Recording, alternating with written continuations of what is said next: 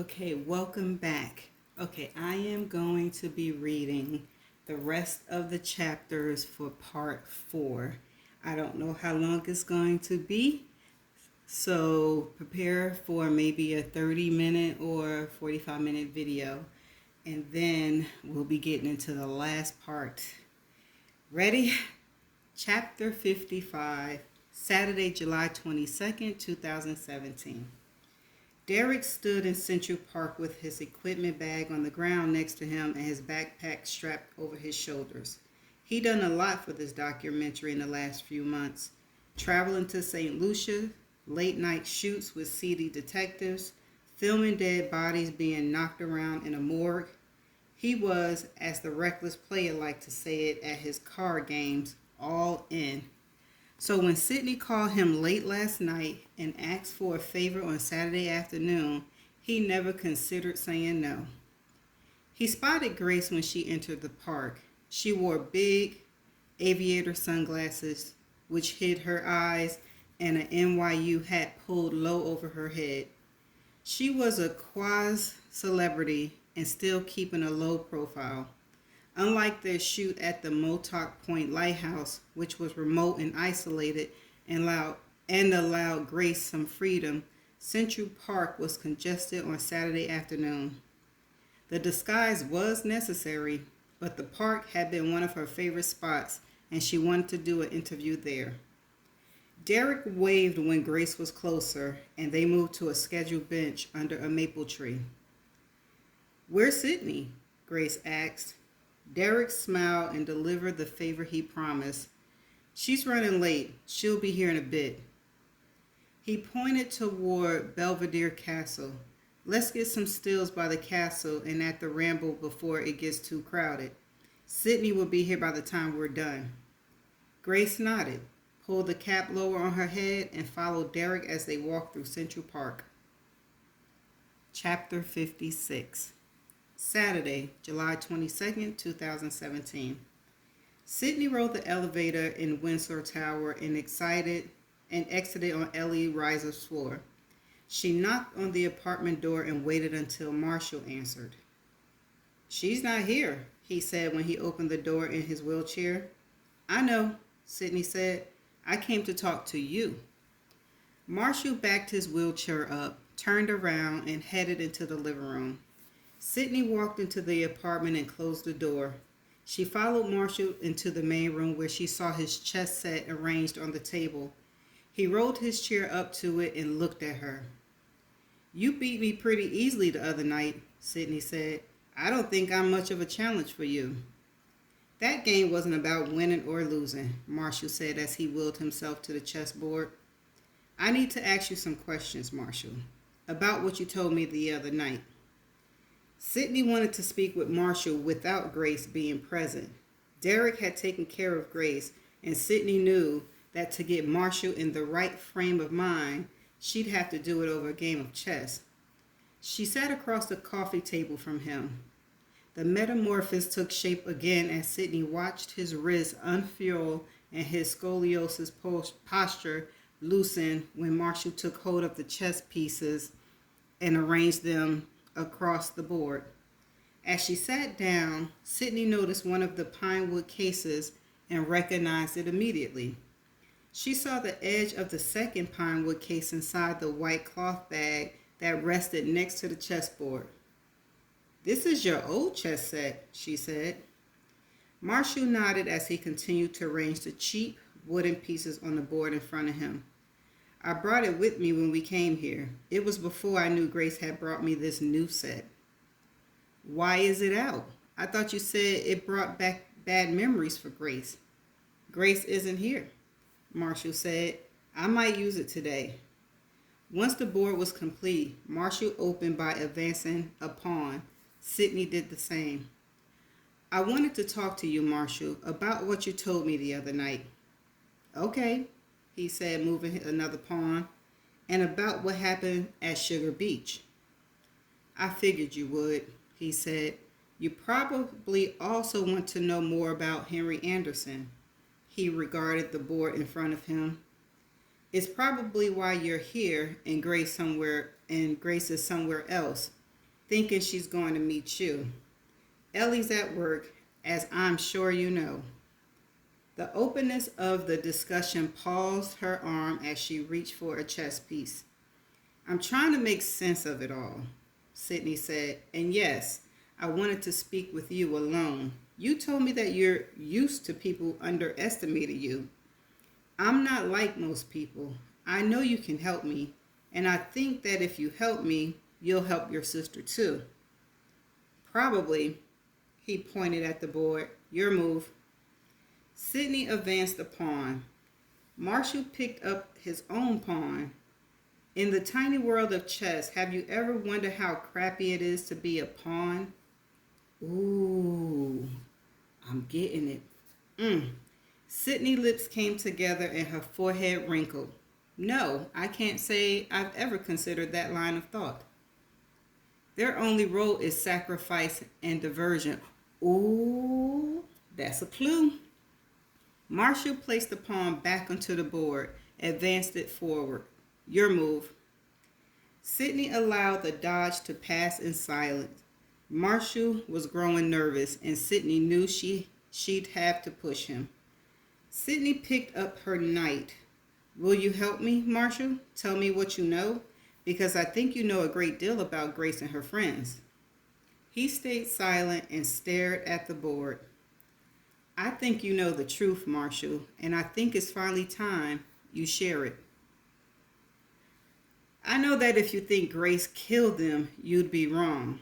And if you make a big deal about Henry in the documentary, the public will convict her, like they did last time. She can't handle it again, and I won't sit quietly this time while she is tried for Henry and retried for Julian. I did that once before.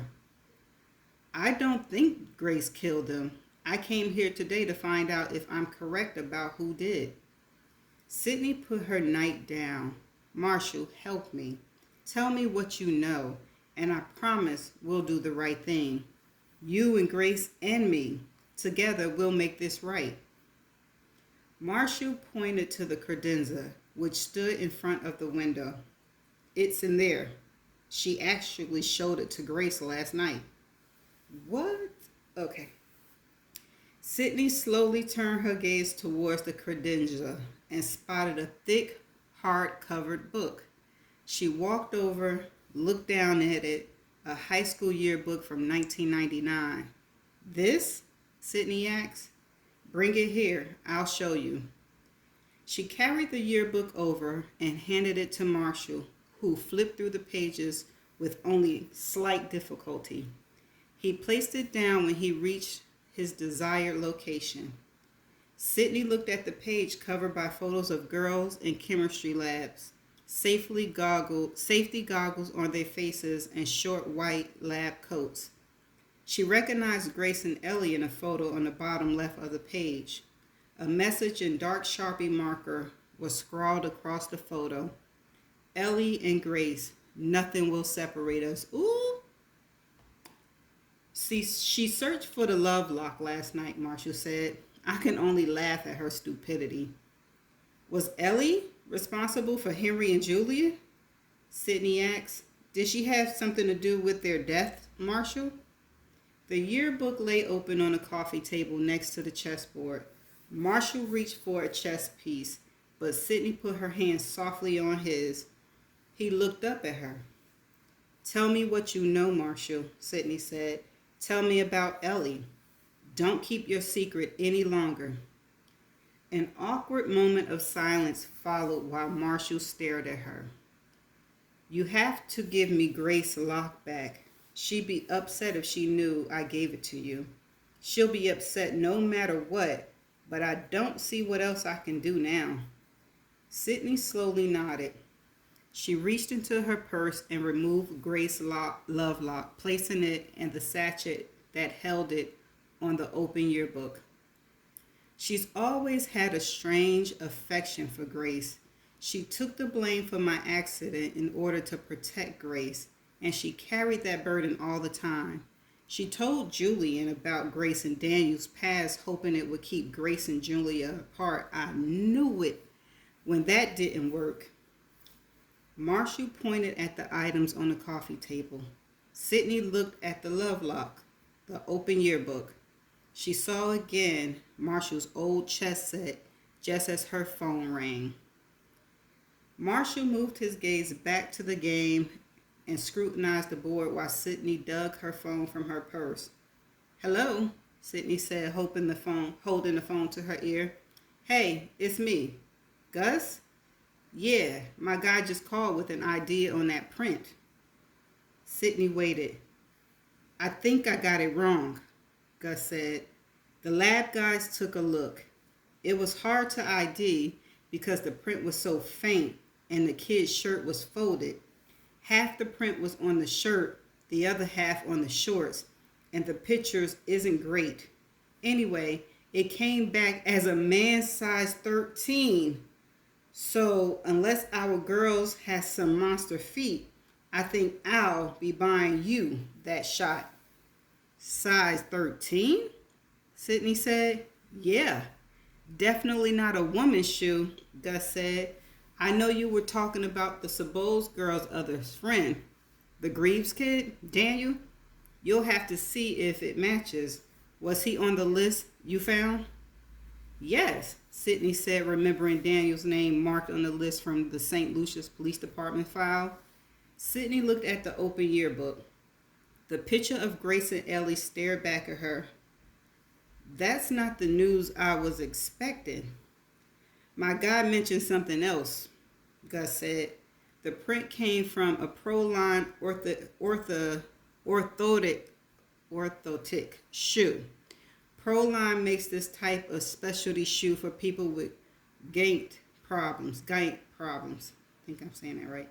My guy's still working on the specs, but he thinks he's narrowing it down to a specialty shoe for someone with neuropathy in their feet or some other neurological problem that causes a degradation in gross motor skills and makes walking difficult.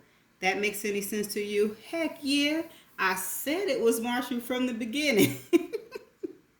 That's the end of chapter 56.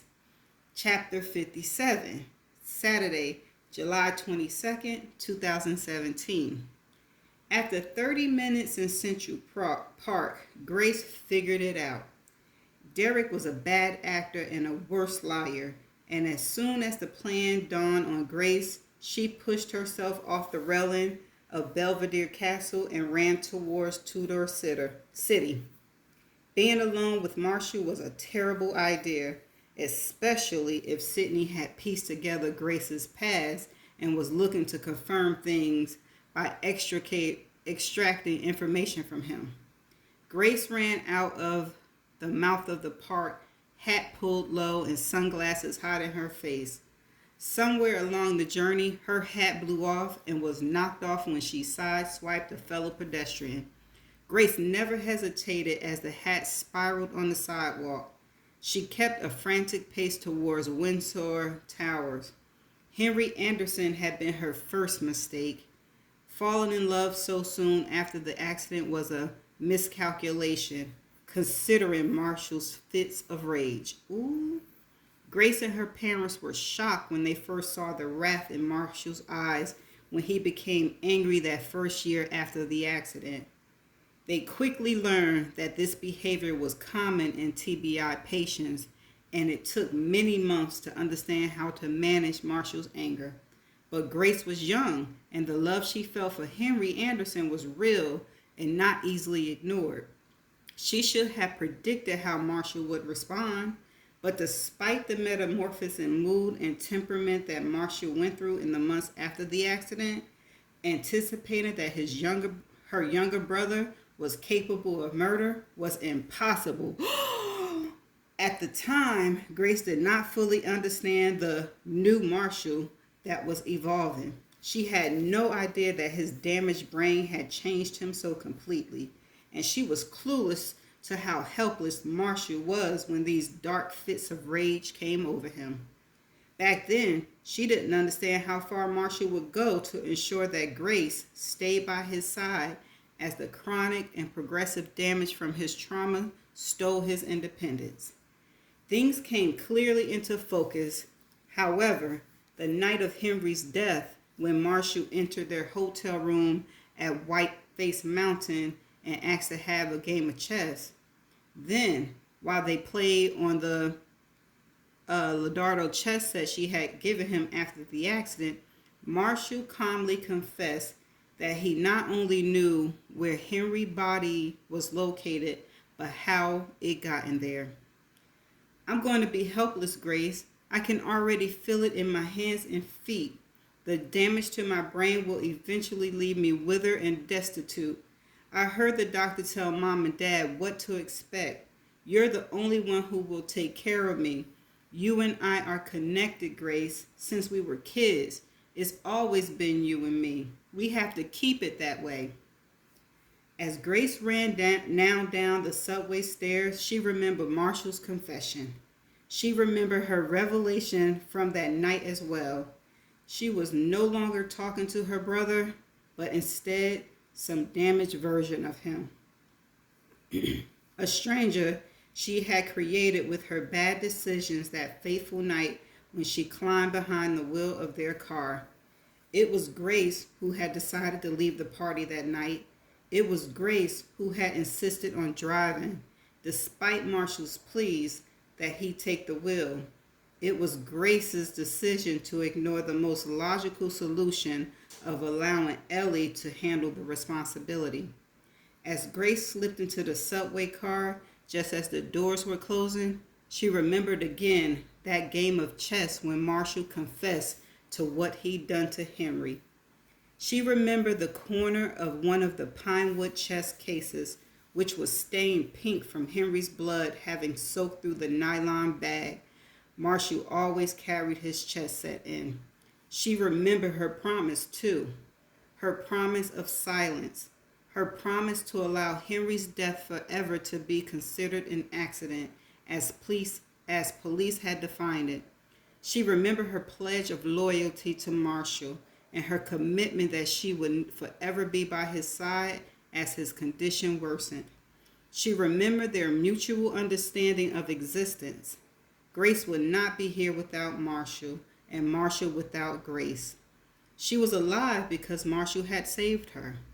Marshall was alive because Grace needed to be saved. Even if their parents would not admit as much, Grace and Marshall knew the truth. Their sibling bond was stronger than anything else. It would persevere, even through the death of the boy she loved. Grace would give up her dream of delivering babies in order to understand the neurological conditions that plagued her brother.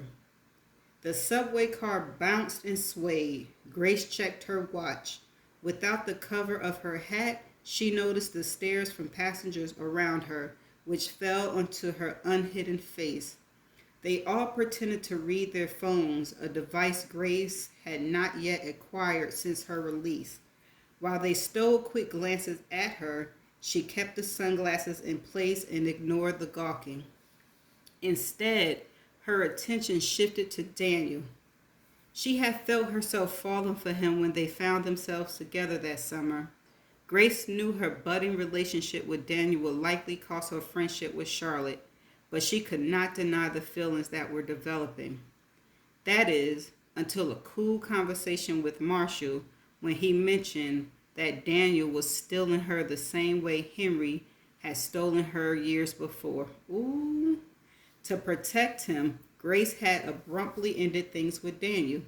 He never accepted Grace's explanation that he should be with Charlotte, or that Grace's friendship with Charlotte was worth too much to ruin it. By the time she met Julian in medical school, Grace felt that she had a better handle on understanding Marshall's condition. The years of difficult medication had finally been refined. His mood swings occurred less frequently. His temperament calmed. There had been, over the years, a growing independence as she and Marshall were separated while she was away, first at college and later at medical school. Marshall, Grace believed, had adapted to his condition and had accepted his limitations and his future prospects. The medications were working, and his physical therapy was keeping him away from a wheelchair and maintaining his individuality. The first time she introduced Marshall to Julian was at Sugar Beach. What? It was a few days later, on that ill-fated night in March of 2007, when Marshall stood at the door of her cottage covered in blood and with his chest set hanging in the nylon bag from his fist. Ooh! When Grace realized how badly she had miscalculated her brother's progress, she was saddened, not just that the man she loved was gone, but also that the brother she once knew was gone as well. Marshall was replaced now by this weeping person in front of her, a person incapable of controlling himself, a person she had created. She knew she would protect him even though it would cost her dearly. Today, with her newfound freedom, she was happy to dedicate her life to helping Marshall exist, and she had told him as much when she returned home from Bordellis. A long conversation had over their first game of chess in more than a decade. But now, Grace worried for Sydney. The elaborate plan to get Grace out of the apartment could only mean that Sydney wanted to be alone with Marshall. It explained Sydney's hastened departure the other night when she had come to discuss the pressing issue but never got to it, instead departing quickly after her chess match with Marshall. Grace's fear was that Sydney was now attempting to extract information about Henry and Julian out of the very person from whom she should hide every detail of her discovery. The subway mercifully slowed. Grace snaked through the doors as soon as they cracked open and raced up the steps towards Windsor Tower. That's the end of chapter 57. Whoa. Chapter 58, Saturday, July 22nd, 2017. Sydney blinked her eyes as she held the phone to her ear. She looked down at Marshall's feet as he sat in his wheelchair, still contemplating the chessboard and his next move. She saw thick-soled, black high-top shoes with heavy Velcro straps that provided stability to his wobbly ankles. "You still there?" Gus asked through the phone. Sydney tried to bring her breathing under control. Her eyes darted from Marshall's ugly orthopedic shoes to the open yearbooks next to him, and the love lock on top of it. She looked at Marshall's old chess set resting next to their current game board. One of the pine wood cases was positioned halfway into his storage bag, a sheer material with a cinch string at the mouth, which she knew immediately was made of organza fabric. She looked at the corner of the compact chess set, noticed the smooth titanium elbow that covered the pine wood. She thought back to Livia Cuddy's description of the shape of the weapon that likely caused Julian and Henry's skull fracture. Any of the case's 4 round edges would be a perfect match. Auntie, you was right on that part, and I was right, it was Marshall. Grace asked me to put my chess set away because it brings back bad memories for her. In an instant, it came together, and Sydney understood how badly she had gotten it all wrong. Her gaze finally moved to Marshall, who was still staring down at the chess pieces, analyzing his next move. No, he not, baby. He paying attention to you. Without warning, Marshall looked up from the chessboard and made eye contact with her. Sydney wanted to leave calmly, to point casually to her phone and let him know she needed privacy. She'd be just a minute in the hallway. She'd done a similar thing hundreds of times, but during the second in which she hesitated, Sydney saw a hint of recognition in his eyes. Her face, she realized, told Marshall Sabold everything she didn't want him to know. The phone dropped from her hand as Sydney stood quickly. The chair screeched across the hardwood floor and toppled backwards. She turned toward the door, noticing from the corner of her eye that Marshall, too, was hurrying to stand from his wheelchair. She managed only 2 steps before she felt it. A synapse that radiated through the neurons of her central nervous system, producing a jolt that coursed over her body. It started in the back of her head, a quick shock that stalled time and made her limbs heavy. Her legs noodled as she tried to lift them for another step. The hardwood floor rose up to fill her vision before the world went black. Whoa! The apartment door burst open and Grace ran into the living room. Marshall stood over Sydney's body, his old chest case and the nylon bag that had held it for the past 10 years hanging from his cinched right fist. "No, Marshall," Grace whispered. She knew. She was talking with a detective from Whiteface, Gus. I heard her say his name. She knew everything.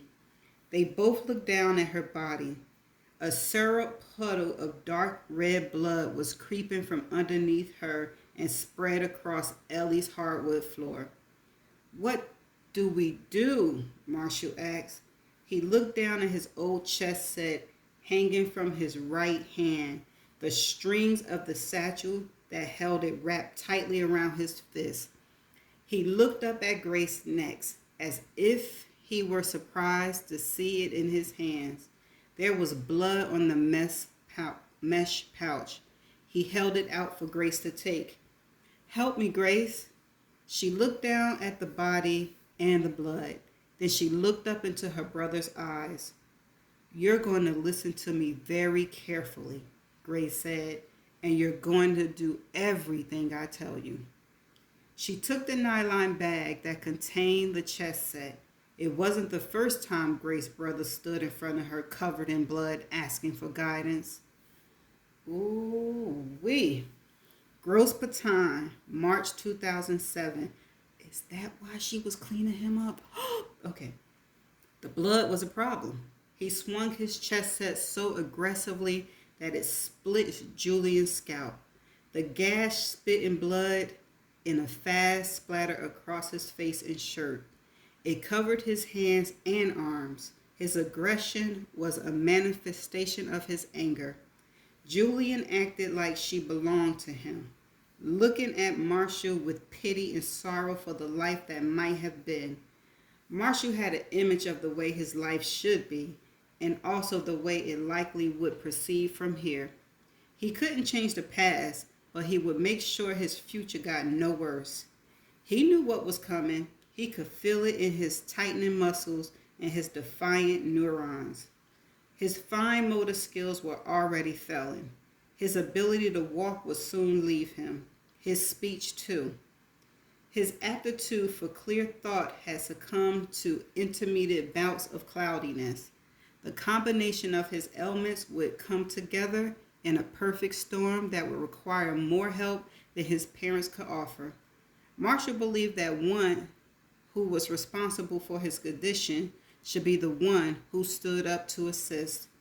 Running off with Julian could not happen, the same way Henry was not allowed to take a bigger role in Grace's life. Marshall needed Grace. He needed her now, and he'd rely on her more in the future. During their last life management meeting with his therapist, Marshall's parents had discussed in-home care. Basically, a stranger coming into the home at some point in his future to bathe him, change his clothes, and help him get to the toilet. Marshall was managing these things on his own now, but his therapist preferred presenting future events so Marshall had time to process the change that was coming. She had flipped open a brochure for a full-time faculty where those with traumatic brain injury and other chronic debilitating conditions eventually gathered. The therapist presented it like an opportunity, something to look forward to. His parents and the therapist had only gotten that far in their discussion of his future because Grace had been gone at medical school and had not been around to protest. Being being in New York for residency would be a benefit as she would be closer to him. But the idea that she would spend that time with Julian ate at him. Like Henry, Julian could not be allowed into Grace's life. Ooh. Marshall knew Julian's death would be a shock, but Marshall and Grace shared a secret of Henry Anderson. He knew she absorbed his secret as well. This secret as well. They existed, Marshall and Grace, because of each other. They would endure together. It was the only way. The spray of blood startled him and froze him. The blunder made his mind wander. He began to analyze his mistake and look for solutions. Even before his current task was completed, he saw Julian stagger to his feet. Without thinking, he lifted his foot, kicked him forward, and watched him stumble to the edge of the bluff over the side. The chance that this would be considered an accident, like the last time, was close to zero. Given the blood that covered the granite bluff, it was a terrible error. He made it back to the base of Gros Baton, breathing heavily. When he wiped his brow, the back of his hand came back smeared in red. He can only imagine a picture of himself, speckled in blood and sweat, with his chest set hanging from his shoulders as he ran through the resort. He waited in the shadows of Gros Baton while the purple glow of the setting sun spilled from the horizon and poured onto the white sand of Sugar Beach. A tuk-tuk was not an option, so the long trek back to the cottage would be on foot. His silhouette cut across the corner of the beach, unnoticed by those watching the sunset, as he headed into the foothills of the resort. He was staying in a 2-bedroom villa with his parents, and that too was not an option. Instead, he veered to the right when he made it up the steep incline. The door was locked when he tried the handle, and he worried that Grace had already left to meet Julian. He knocked loudly. When Grace answered, he simply handed her the bag that held his chest set. "I need your help." Oh my gosh, that is the end of part 4. I, from the beginning, said that I believed it was Marshall. Because of their relationship, I was saying either he did it or he was hiding Grace's secret. And then my aunt was saying she believed it was the chessboard, and she was right about that. And I like how they made it seem like it was the lock, but it really wasn't the lock. And whoa, I sure hope Sydney is okay. But here's the deal. Derek know where Sydney is. So if Sydney don't show up, Derek know the last place she been. So, oh my goodness. Okay. Wow. Okay. All right. I'm trying to get it together. So, Ellie, Charlotte, and Daniel didn't do it. And they don't know that Marshall killed Henry. So I like the fact that they put those elements in there to throw us off. Okay, I see what you did there. But that's all I got for this chapter. We're about to get into part 5. And it is going to be the last of the chapters. So are y'all ready? Oh my goodness. So, wow. Okay, I'm going to just see y'all in the next chapters. Bye for now. Whoa.